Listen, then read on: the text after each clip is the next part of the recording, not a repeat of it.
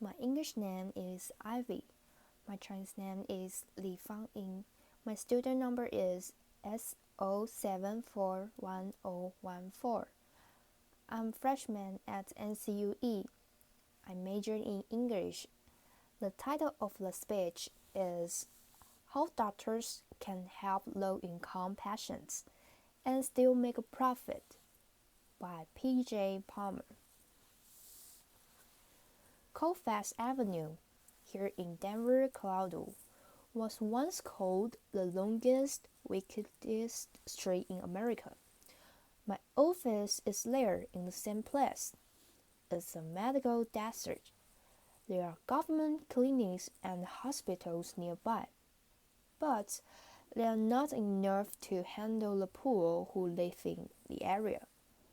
By poor, I mean those who are on Medicaid, not just for the homeless. 20% of this country is on Medicaid. If your neighbors have a family of 4 and make less than $33,000 a year, then they can get Medicaid. But they can't find a doctor to see them. A study by Merritt Hawkins found that only 20% of the family doctors in Denver take any Medicaid patients. And of those 20%, some have caps, like 5 Medicaid patients a month. Others make Medicaid patients wait months to be seen. But we'll see you today if you have Blue Cross. This form of class discrimination is legal, and it's not just a problem in Denver. Almost half the family doctors in the country refuse to see Medicaid patients. Why? Well, because Medicaid pays less than private insurance, and because Medicaid patients are seen as more challenging. Some show up late for appointments, some don't speak English, and some have trouble following instructions. I thought about this while in medical school. If I could design a practice that caters to low-income folks instead of avoiding them, then I would have guaranteed customers and very little competition. Laughter. So, after residency, I opened up shop doing underserved medicine, not as a non-profit, but as a private practice, a small business seeing only resettled refugees. That was 6 years ago, and since then, we've served 50,000 refugee medical visits. A pause. 90% of our patients have Medicaid, and most of the rest we see for free. Most doctors say you can't make money on Medicaid, but we are doing it just fine. How? Well, if this were real capitalism, then I wouldn't tell you, because you'd become my competition. Laughter. But I call this bleeding heart capitalism. Laughter. And we need more people doing this, not less. So here's how. We break down the words of our medical mates by taking the challenges of Medicaid patients, turning them into opportunities, and packaging the difference. The nerds and bolts make things simple, but they add up. For example, we have no appointment. We are working only. Of course, that's how it works at the emergency room, at urgent cares, at Taco Bell. Laughter. But not usually at family doctor's office. Why do we do it? Because Nasra can't call for an appointment. She has a phone, but she doesn't have phone minutes. She can't speak English, and she can't navigate a phone tree. and she can't show up on time for an appointment because she doesn't have a car. She takes the bus and she takes care of three kids plus her disabled father. So we have no appointment.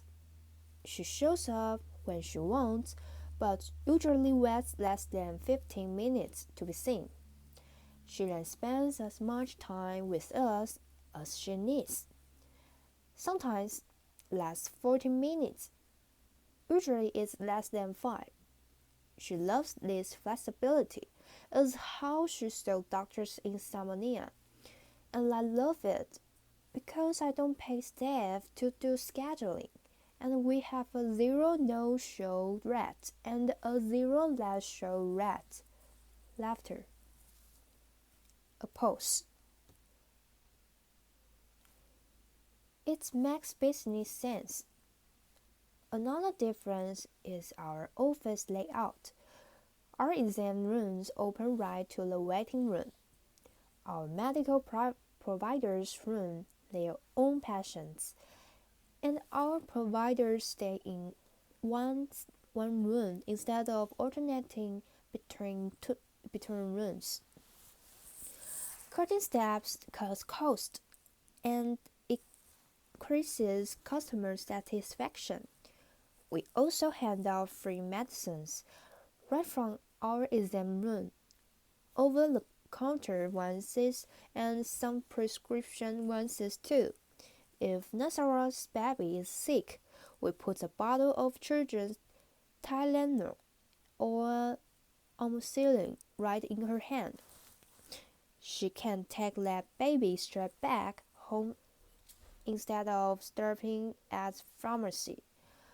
I don't know about you, but I guess just looking at all those choices, Nazareth doesn't stand a chance in there. We also test patients. We are open evenings and weekends. We do home visits with jumped dead car batteries. Laughter. With customer satisfaction so high, we've never had to advertise. Yet, are growing at 25% a year, and we've become real good at working with Medicaid, since it's pretty much the only insurance company we deal with. Other doctors' office checks 10 insurance companies just to make ends meet. That's just Jenny. A single-payer system is like monogamy. It just works better. Laughter. Pause. Of course, Medicaid is funded by taxpayers like you. So, you might be wondering, how much does this cost the system? Well, we are cheaper than the alternatives. Some of our patients might go to the emergency room, which can cost thousands, just for a simple cold. Some may stay at home and let their problems get worse, but most would try to make an appointment at a clinic. That's part of the system called federally qualified health centers. This is a nationwide network of safety net clinics that receive twice as much government funding per visit than private doctors like me. Not only they get more money, but by law there can only be one in each area. That means they have a monopoly on special funding for the poor. And like any monopoly, there's a tendency for costs to go up and quality to go down. I'm not a government entity. I'm not a non-profit. I'm a private practice. I have capitalist drive to innovate. I have to be fast and friendly. I have to be cost effective and culturally sensitive. I have to be tall, dark, and handsome. Laughter. A pause. And if I'm not, I'm going out of business. I can innovate faster than a non-profit because I don't need a meeting to move a stapler. Oppose. Really? None of our innovations are new or unique. We just put them together in a unique way to help low-income folks while making money. And then, instead of taking that money home, I put it back into the refugee com- com- community as the business expense. This is Mango House, my version of a medical home. In it, we have programs to feed and clothe the poor, an after-school program, English classes, churches, dentists, legal help, mental health, and the scout groups. These programs are run by talent organizations and amazing staff, but all receive some amount of funding from profits from my clinic. Some call this social entrepreneurship. I call this social service arbitrage. Exploiting inefficiency in our healthcare system to serve the poor. We're serving 15,000 refugees a year at less cost than where else they would be going. Of course, there's downsides to doing this as a private business, rather than as a non-profit or a government entity. There's taxes and legal exposures. There's changing Medicaid rates and specialists who don't take Medicaid.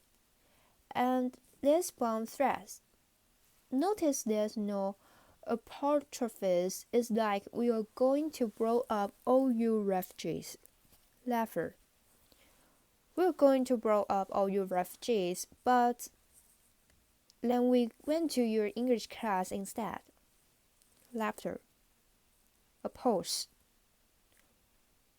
Now you might be thinking, this guy's a bit different. Laughter. Uncommon. Laughter. A communal narcissist. Laughter. A unicorn, maybe, because if this was so easy, then other doctors would be doing it. Well, based on Medicaid rates, you can do this in most of the country. You can be your own boss, help the poor and make good money doing it. Medical folks, you wrote on your school application essays that you wanted to help those less fortunate.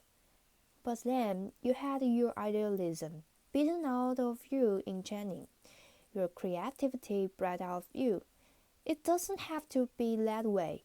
You can choose underserved medicine as a lifestyle specialty.